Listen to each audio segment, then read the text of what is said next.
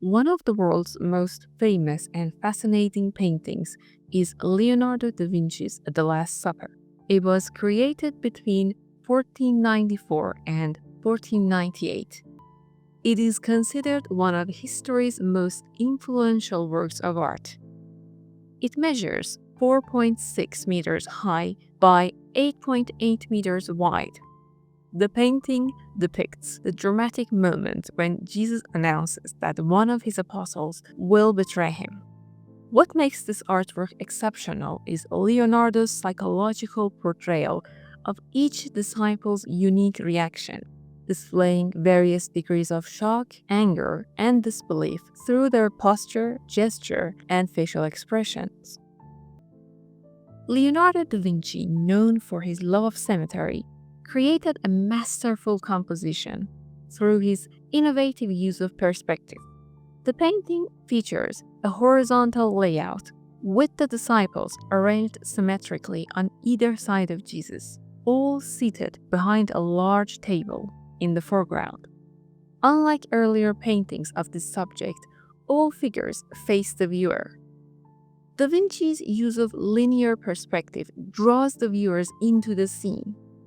To achieve this effect, he hammered a nail into the wall and used a string to create precise perspective lines. The orthogonal lines of the ceiling and walls converge at a vanishing point directly behind Jesus' head, making him both the spiritual and visual focal point of the composition. The central perspective creates a powerful visual hierarchy. Jesus, whose turned right cheek sits at the vanishing point, becomes the immediate focus.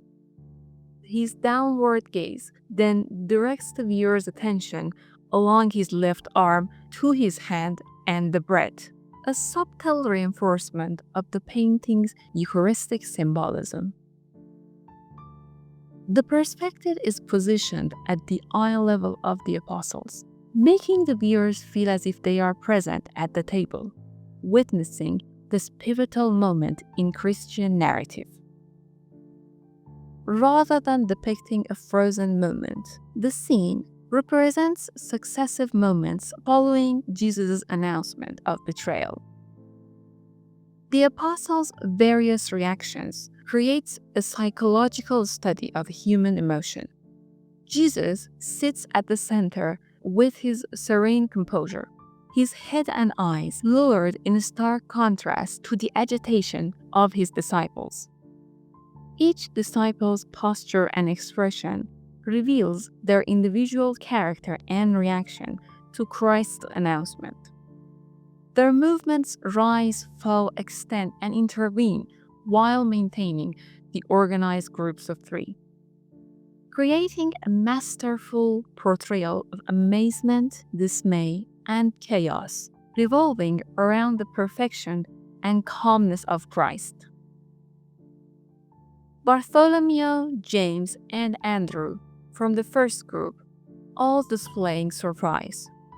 Peter, identified by the knife in his hand that he will later use to sever the ear of a soldier attempting to arrest Jesus, moves toward the mild-tempered John, who sits to Jesus' right and appears to swoon toward Peter.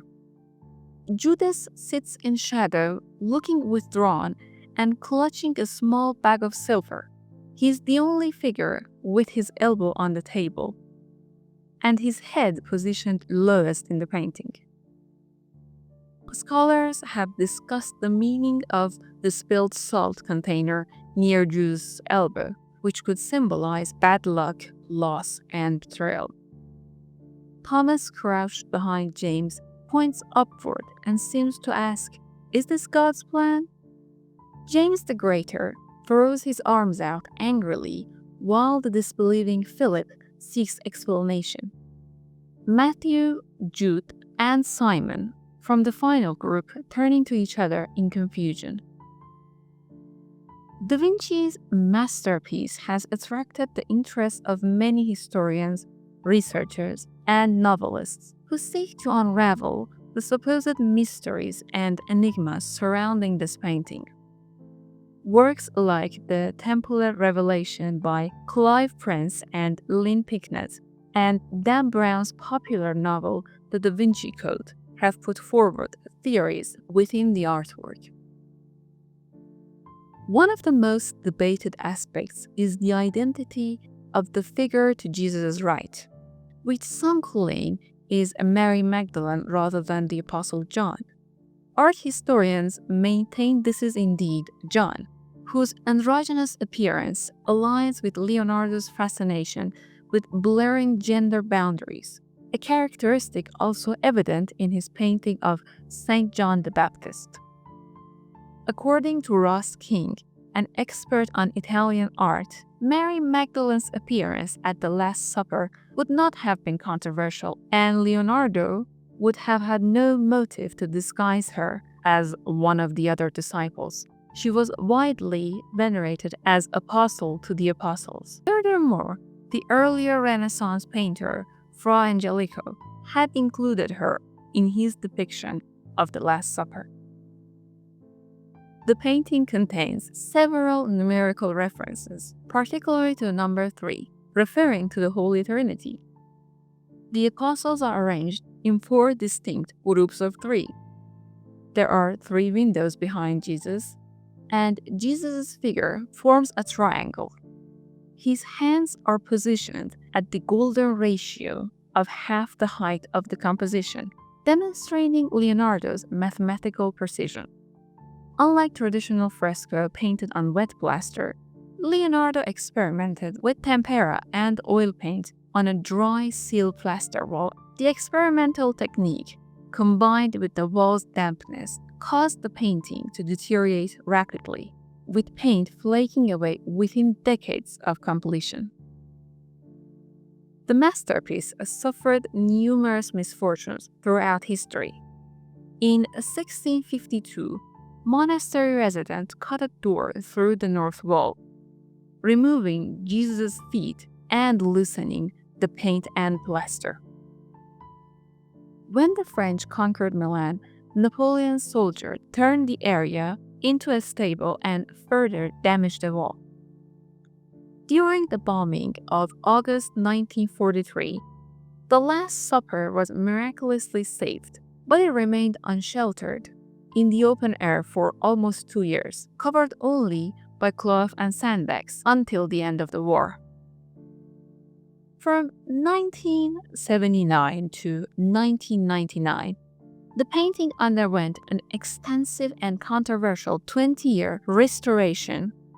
Restorers used advanced techniques including microscopic photography, core samples, infrared reflectoscopy, and sonar to meticulously remove centuries of grim varnish and previous retouching attempts.